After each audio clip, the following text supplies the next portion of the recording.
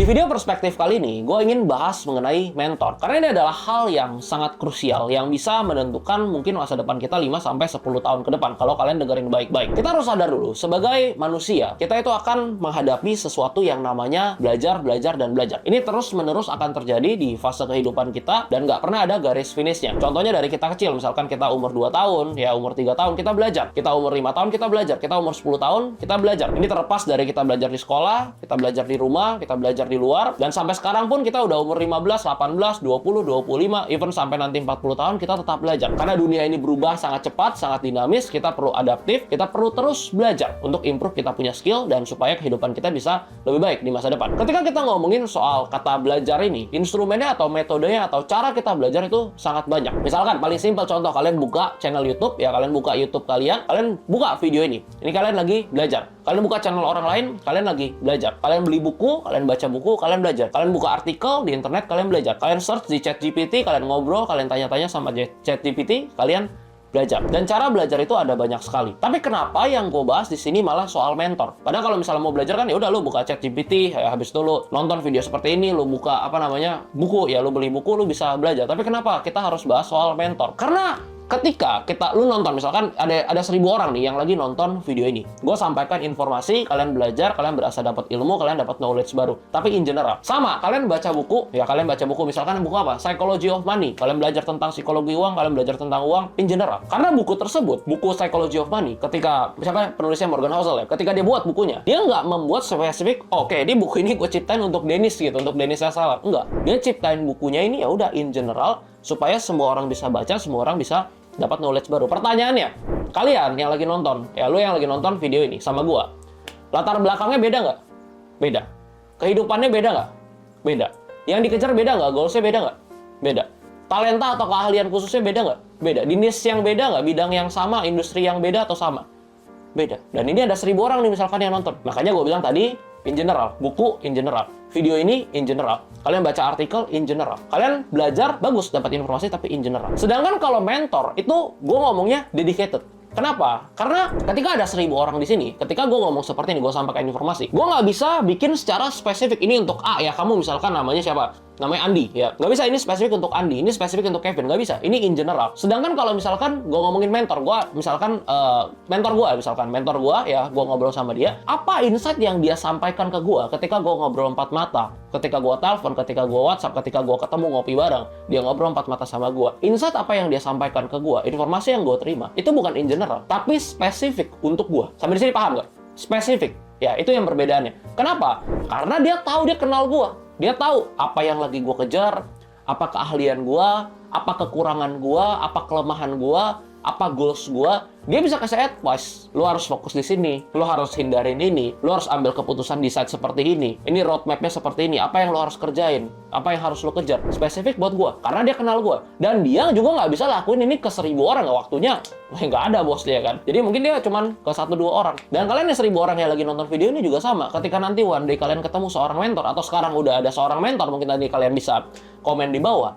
Apa yang mentor kalian ajarkan, insight yang dia kasih, itu spesifik ke kalian. Dan misalkan bisa nggak kayak gini, misalkan mentor gue kasih nih, ini advice kayak gini, gue harus ngapain, apa segala macam, dia kasih apa yang harus lakuin, apa yang harus hindarin segala macam, dia kasih pokoknya wejangan lah gitu misalkan ke gue. Bisa nggak apa yang dia sampaikan ini gue share ke kalian? Bisa aja. Apakah bermanfaat 100%? Gue rasa nggak, paling 10-20%. Karena apa yang dia kasih itu spesifiknya untuk gue. In general mungkin cuma 10-20%. Itu yang membedakan. Kalian harus paham dulu di sini. Jadi jangan ego, jangan keras kepala, jangan mikir gue pinter kok, gue bisa tanya ChatGPT, gue bisa belajar dari buku, gue bisa belajar dari YouTube, gue nggak perlu seorang mentor, gue bisa kaya sendiri, ya gue bisa hebat, gue bisa pinter. Kalian jangan ego dulu, kalian jangan so tahu dulu. Setiap orang yang gue kenal, orang yang naik level dengan cepat, orang yang karirnya baik dalam kehidupannya 5 tahun terakhir, 5 tahun ke belakang sama sekarang udah sangat jauh berbeda. Ketika gue ngobrol, mostly mungkin 95% dari mereka itu punya seorang mentor atau 2 orang mentor, pokoknya orang yang level di atas mereka yang mau mengajarkan mereka dan sharing sesuatu. Baik itu intens atau enggak ya, gue nggak tahu ya, tapi tetap ada sosok seorang mentor. Entah itu yang benar-benar intens, yang diajarin sedetail mungkin, atau yang mungkin cuma ketemu sebulan sekali, tapi ujungnya tetap ada seorang mentor. Kenapa bisa seperti itu? Karena balik lagi tadi gue bilang perbedaan antara in general sama spesifik. Gue harapin kalian bisa ngerti dulu. Kalau kalian masih berasa kayak oh gue nggak butuh nih videonya, nggak jelas nih, gue nggak butuh seorang mentor, gue bisa belajar dari manapun, ya udah kalian tutup aja videonya. Ya berarti kalian masih punya ego yang tinggi, kalian berasa kalian pintar, ya udah nggak masalah. Tapi untuk kalian sedikit dari kalian yang memang bener-bener ingin improve ya, gue bikin video ini nggak dibayar ya, nggak ada tap in apa-apa di bawah, kalian lihat aja cuma ada link Instagram gue cuman pure pengen sharing ke kalian karena gue merasa ada kehidupan gue yang season-season hidup gue yang berubah dan ada terjadi percepatan karena gue mau kosongin gelas ya, gue mau belajar, gue mau dengerin, dan gue dapetin beberapa insight spesifik ya untuk diri gue sendiri karena gue ketemu seorang mentor. Nanti gue akan bahas sedikit tips gimana caranya kita bisa ketemu seorang mentor. Cuman sebelum itu ya, gue akan sedikit cerita ya, berbagi pengalaman gue supaya kalian punya sedikit gambaran. Jadi di 3 season hidup gue, ya gue bahas yang 2 aja yang udah lewat lah, karena yang season yang ketiga ini ya yang sekarang ya, gue bahas yang udah lewat 2 season hidup gue.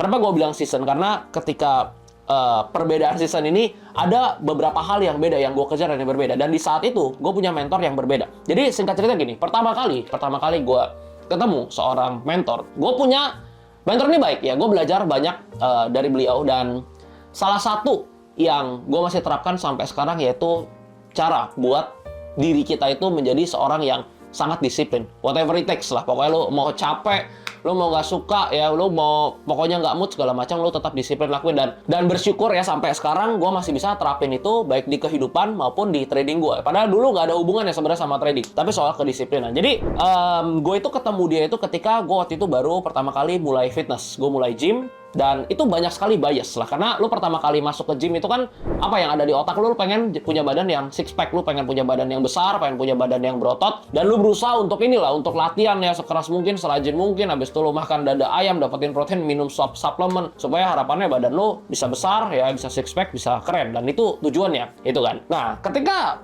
gym ya, ketika masuk ke fitness pertama kali ya, namanya pertama kali ya, pemula ya kan, nggak tahu apa-apa, nggak ada ilmunya, ya udah nge-gym segala macam ya, mungkin nge-gymnya juga salah-salah, angkatnya salah-salah juga, programnya salah-salah, nutrisinya juga makronutrisi, mikronutrisi nggak gitu ngerti, jalan 3 bulan, 6 bulan, wah. Cuman karena yang tadinya belum pernah gym dan masuk ke gym ya pasti ada sedikit perubahan. Lalu ketika udah 1 tahun gym, 2 tahun gym, loh kok nggak ada perubahan ya, kok begini-begini aja ya. Nah kebetulan gue ketemu si seorang mentor ini, yang tadi bukan mentor ya, cuman temen say hi gitu di gym, akhirnya lumayan deket ya, dan dia kasih banyak insight soal gym. Ini soal gym ya, ini konteksnya soal gym dulu. Nah ketika udah makin dekat, ternyata lumayan cocok, ngobrol apa segala macam, mulai masuk ke kehidupan. Dan dia cerita banyak hal, ya mulai dari zaman dia, kan posisinya dia lebih tua ya umur dari gua. Mulai dari dia zaman dia kuliah, ya dia cari duit, segala macam. Dan dia selalu mengajarkan yang namanya soal konsistensi dan juga kedisiplinan. Jadi, gimana caranya bukan soal kayak, oke gue sehari misalkan gue nge-gym ya 3 jam, 4 jam itu nggak ada gunanya. Tapi gimana caranya bisa konsisten 1 jam sampai 1,5 jam. Tapi misalkan seminggu 5 kali. Dan juga bukan cuma soal latihannya, tapi juga soal istirahat dan juga soal makanannya. Nah, ini disiplin dan konsistensi. Gue ikutin ya sampai progresnya jadi lebih bagus, dan habis itu gimana cara soal bikin program yang lebih bagus supaya bisa improve, supaya nantinya bisa ikut kompetisi dan lain sebagainya. Intinya ya udah jalan ya, mungkin 80% ya itu soal gym dan soal fitness. Karena apa? Karena di season hidup gue saat itu, apa yang gue kejar adalah ya body goals. Gue pengen punya badan kayak gini, gue nggak mikirin ke duit gitu. Dan gue nggak fokus kayak, oh gue harus punya 1 miliar pertama, gue harus punya 5 miliar pertama, 10 miliar pertama. Gue nggak ada pikiran ke sana di saat itu. Pikiran gue masih ya udah, gue fokus fitness, ya penting ada duit, bisa beli protein, ya bisa cukup buat bayar bensin, buat makan, buat beli suplemen, ya 5 juta, 10 juta sebulan, udah cukup. Ya, udah cukup. Udah nggak masalah. Jalan dong ya 1 tahun, 2 tahun, progresnya makin bagus, ya badan gue mungkin makin bagus. Sampai di satu titik, ya ini yang gue bilang tadi, season hidup gue yang cukup berbeda. Ada perubahan atau ada transisi. Di sana kan, ya gue udah sering cerita ke kalian kan, ketika kondisi ekonomi keluarga gue nggak baik, ya abis itu bokap gue bangkrut, ya dan ada hutang apa segala macam. Di sana yang tadinya pikiran gue, oke gue mau jadi orang yang fit, ya gue mau jadi punya badan yang selalu bagus, gue jaga badan, ya pikiran gue cuman gimana caranya punya program latihan bisa disiplin, habis itu punya meal plan yang bagus apa segala macam. Dan pada saat itu sedikit berubah gitu, gimana ya caranya gue bisa punya duit lebih banyak. Nah sana berubah ketika gue punya seorang mentor yang oh ya gue tadi belum jelasin ya, dia itu dedicated banget ke fitness, ke gym ya. Jadi mungkin ya 60% hidupnya itu ya buat gym dan dia nggak ada sama sekali masalah keuangan, karena ya lahir di background keluarga yang kaya gitu lah. Kayaknya ya bukan setengah-setengah kaya, tapi ya lumayan lah ya, lumayan kaya, jauh banget lah sama gua gitu. Dan gua posisinya tuh sangat amat berbeda dengan dia. Karena kondisi tadi gue bilang keluarga gue udah mulai susah apa segala macam. Dan situ ada transisi season kehidupan gue yang dimana tadinya gue fokusnya cuman, oke, gue olahraga, ya gue bikin badan yang bagus, ya, gue harus punya lebih banyak uang. Itu poinnya. Nah, ketika gue yang tadinya cuman fokus di niche yang tadi soal fitness gym, ya, crossfit dan lain-lain, dan sekarang gue pengen punya uang yang lebih banyak, menurut gue, ya, ketika gue ngobrol segala macam, mentor yang ini, bukannya dia nggak berduit, ya dia berduit. Tapi dia nggak cocok untuk gue. Kenapa? Kondisi dan latar belakangnya beda. Apa yang dia dapetin itu bukan self-made, tapi dari orang tuanya. Sedangkan gue nggak dapat apa-apa, bos. Gue kalau misalkan gue mau dapat 100 juta, 1 miliar, ya gue harus usahain itu self-made. Karena gue nggak dikasih apa-apa. Lu mau bisnis apa? Modal nggak dikasih, ya kan? Lu mau dikasih bisnis orang tua nggak ada. Lu dikasih warisan nggak ada. Kasih duit nggak ada. Kuliah bayar sendiri, gitu. Jadi nggak ada, ya. Dan ini kondisi berbeda. Dia di keluarga yang berada, ini bisnis udah dikasih nih ke dia nih. Dia nggak ada masalah dengan keuangan. Ketika gue ngobrol sama dia, ya, soal kondisi apa segala macam, soal duit segala macam, advice yang dia kasih ke gue apa segala macam itu nggak akan pernah masuk. Itu sejalan kayak 3 bulan, 6 bulan, itu nggak masuk. Dia selalu bilang, ya, money is not everything. Ya, lo nggak perlu kejar duit, yang penting lo bisa happy. Itu nggak pernah masuk di gue. Sangat-sangat nggak pernah masuk. Lu nggak perlu kejar duit, yang penting lu bisa happy. Yang gue baru sadar sekarang, sebenarnya dia nggak salah gitu. Statement yang dia kasih karena mungkin dari kecil kehidupannya nggak pernah susah, ya, nggak pernah ngalamin ekonomi keluarga susah, nggak pernah ngalamin bokap yang bangkrut, nggak pernah ngalamin nggak ada duit gitu ya. Duitnya selalu ada, selalu di kehidupan yang taraf tinggi gitu ya, hidup yang enak. Jadi nggak relate. Advice yang dia kasih itu nggak relate. Dia bilang, ya udah, lu nggak perlu kejar kekayaan, yang penting lu bisa happy. Sedangkan apa di kondisi saat itu, uang itu is everything buat gue. Karena kondisinya ya nggak ada uang, posisi bokap ngutang, apa segala macam, transisi, berbeda. Dan saat itu gue sadar, gue perlu seseorang yang bisa bantu gue, yang bisa tuntun gue, yang bisa kasih advice ke gue, dengan goals yang udah berbeda ini. Ini bukan soal fitness lagi, ini soal duit, ini soal karir, ya, ini soal income gue. Dan gue rasa, ya, orang ini udah nggak cocok gitu. And then, apa yang harus gue lakuin? Gue harus cari mentor yang baru. Itu yang makanya gue bilang tadi di season hidup yang berbeda. Nah, singkat cerita, ya udah, gue akhirnya ketemu, ya gue nggak ceritain lah, kan nanti jadi kepanjangan ya. Intinya gue ketemu mentor yang baru ini, dan ini sangat amat berbeda. Kenapa? Dengan yang pertama tadi. Karena yang kedua ini, ya, semua yang dia dapetin itu self-made. Dari susah, sama dari utang juga, dari nggak punya duit, dari nol, ya, berjuang, sampai punya, ya, waktu itu mungkin net worth dia pas pertama kali kenal gue, ya mungkin 10M ya, 5-10M ada lah ya. Gue nggak nanya juga, tapi ya kurang lebih dari apa yang gue lihat. Ya, tapi kalau sekarang ya mungkin udah jauh ya. Sekarang mungkin udah ratusan. Tapi waktu itu ya mungkin 5-10M, tapi dia bisa start dari nol, self-made. Dan di saat itu gue berasa bahwa ini orang yang kehidupannya mirip dengan latar belakang gue. Apa yang dia lakuin bisa gue contoh, bisa gue contek, gue bisa nanya banyak hal. Apa ya experience yang dia punya, kegagalan apa segala macam, dia bisa sharing ke gue, dan bisa gue jadiin pelajaran. Season hidup berbeda, mentornya berbeda. Supaya kalian dapat dulu konteksnya. Karena yang gue kejar beda. Ya, karena yang gue kejar beda. Kalau misalnya di saat itu gue nggak ada keinginan untuk cari duit, gue misalkan dari keluarga yang super tajir melintir, gue nggak butuh apa segala macam, ya gue nggak perlu cari mentor yang kedua ini. Gue mentor yang pertama cukup, karena kedisiplinan, konsistensi, apa yang gue kejar, ya udah, gue fitness, gue gym, ya mungkin jadi atlet. Kalau nggak jadi atlet pun nggak apa-apa, gue healthy lifestyle, nggak masalah. Tapi di saat itu yang gue kejar beda. Ya, yang kebutuhan gue, goals gue semuanya udah beda, season hidupnya berbeda. Apa yang dia kasih itu udah nggak cocok, udah secara spesifik nggak cocok. Tadi kan balik lagi ya, yang balik yang ke pertama in general dan spesifik, udah nggak cocok. Tapi begitu ketemu yang kedua ini, wow, beda cerita, bos. Apa yang dia kasih, saat segala macam, apa yang dia bilang harus gue lakuin, fokus gue di mana, apa segala macam. Cuma 1-2 tahun, hidup gue berubah, income gue naik drastis dengan apa yang diajarkan ke gue. Makanya gue terima kasih banget lah, dan juga bisa ketemu dia gitu. Itu yang beda, yang kedua. Dan ini gue kasih gambaran ke kalian ya, contoh gambaran ya, sebagai diri gue sendiri. Karena kalau nggak ada contohnya mungkin kalian akan bingung kenapa mentor terlalu spesifik, kenapa harus cari yang cocok, apa segala macam.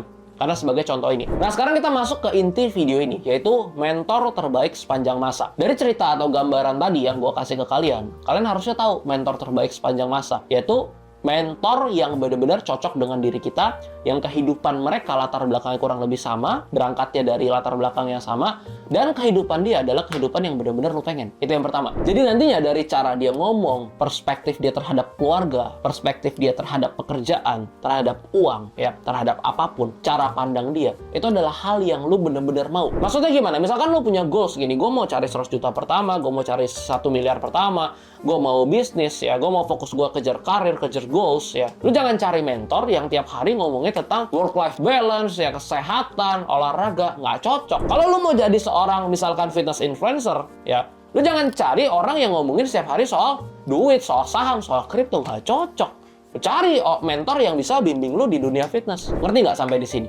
Jadi mentor itu bukan berarti oh, ini orang nggak kompeten nih, ini orang kayaknya nggak bagus sih, bukan. Orangnya bagus saja sebenarnya, tapi cocok nggak sama lu? Spesifik nggak ke diri lu? Lu mau cari apa? Lu mau cari sehat?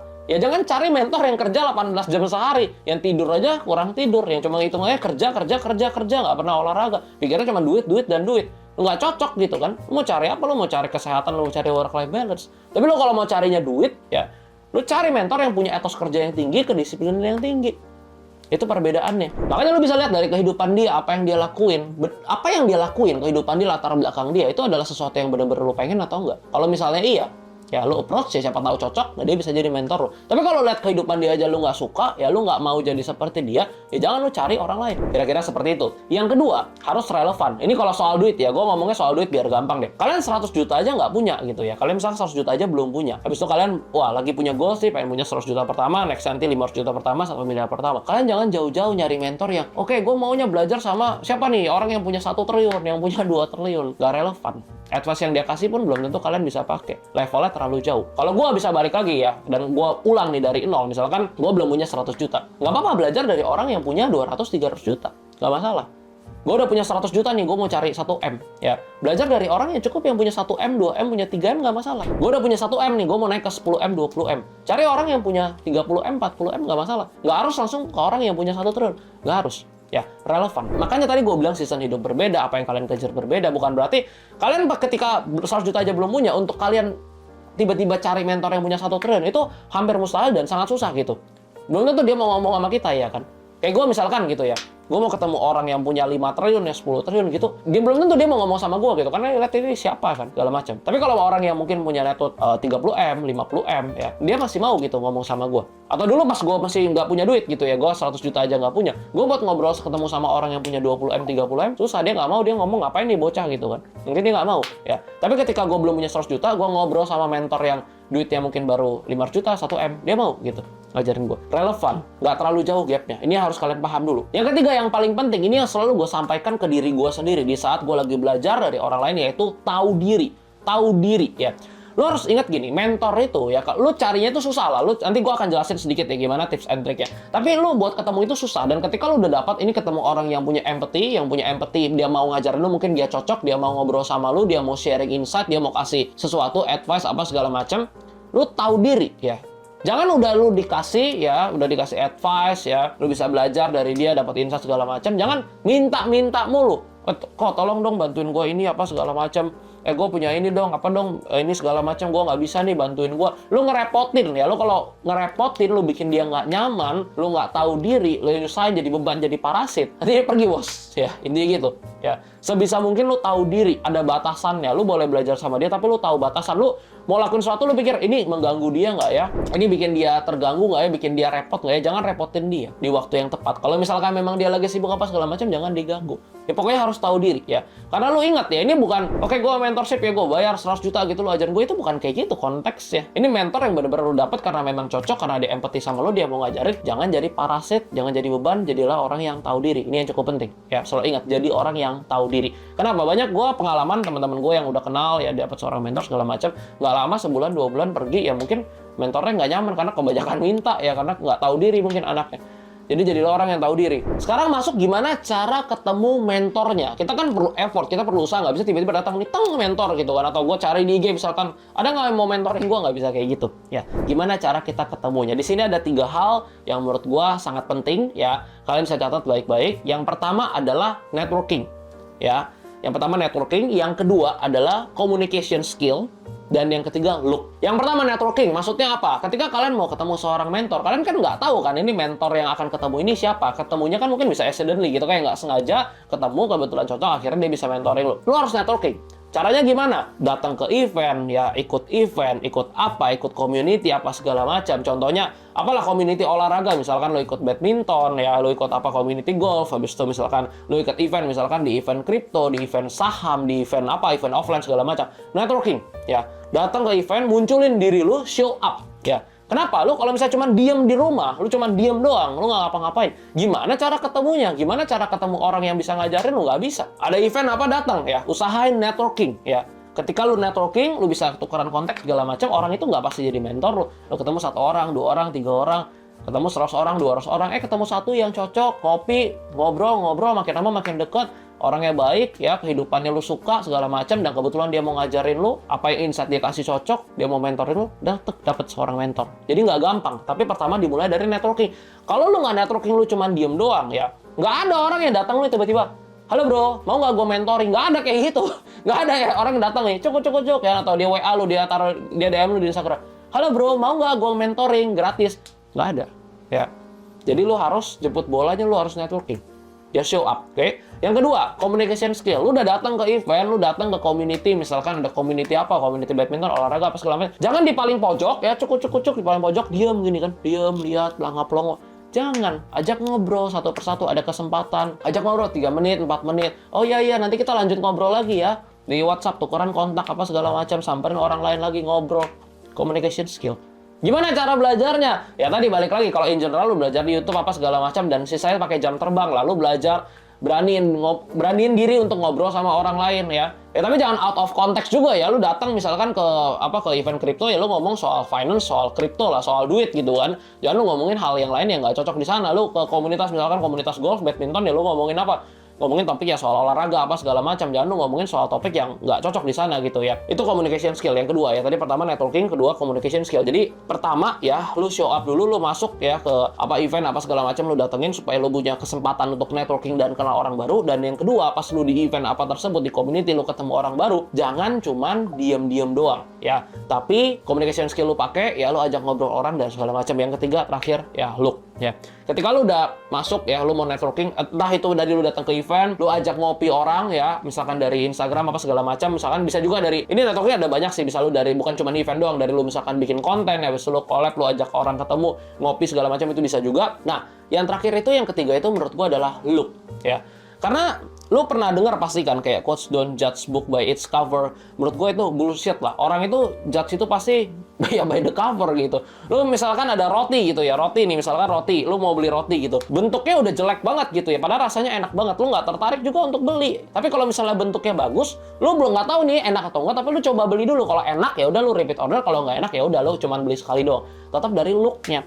Nah, look di sini berarti bukan harus jam tangan mewah, misalkan harus barang branded, nggak juga. Yang penting ya lu rapi ya, misalkan jangan kayak gua sekarang lah, misalkan nih kan rambut gua nih berantakan ya, cuma pakai kaos nih, kaosnya bolong lagi ya. Coba ya ini kan gua lagi bikin video gitu kan. Gua lagi bikin video dan gua nggak peduli juga kalau gua kan di sosmed ya udah apa adanya gitu kan. Gua nggak peduli ya, gua nggak perlu dress up gitu kan, nggak perlu dress well.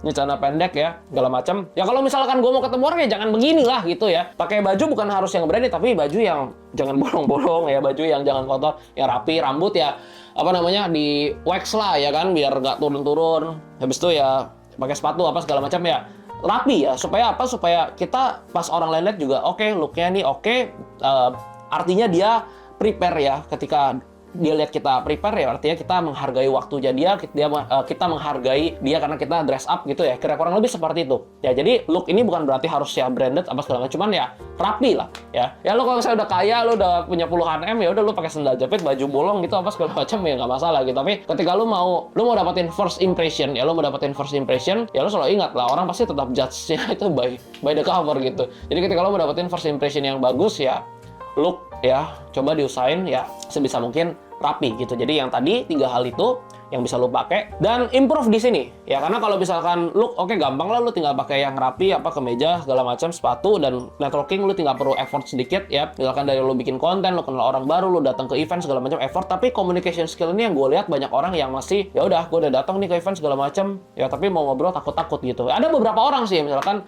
di event gue lihat, oh ada yang samperin gue juga apa segala macam, ada yang bisa ngobrol sampai seru segala macam, itu bagus gitu. Nah itu yang harus lu lakuin ya. Kenapa? Karena lu nggak akan pernah tahu orang yang lu ajak ngobrol ternyata cocok ya. Cocok-cocokan itu kan kayak temenan, itu cocok-cocokan ya kan. Ketika cocok ya, dan dia bisa menjadi seorang mentor. Jadi mentor tuh nggak bisa tiba-tiba lu kejar cari, nggak bisa. Itu ketemunya nanti ketika ya ada faktor hokinya juga ya, ketemu kayak gue juga ketemunya hoki gitu, accidentally nggak sengaja ya. Tapi ketika lu udah siap gitu, gue dari dulu gue ya ketiap itu gue bukan orang yang cuma diam. Kayak gue berusaha bisa ngobrol ya, gue berusaha bisa kenal, kira-kira seperti itu. Kalau kalian rasa video ini bermanfaat, kalian bisa like, dan kalau kalian masih punya pertanyaan apapun, kalian komen di bawah. Kalian mau request apapun, harapan gue setiap video, setiap episode dari series perspektif ini bisa bantu kalian at least ya, jadi lebih baik 1% setiap harinya. Sampai ketemu di video berikutnya.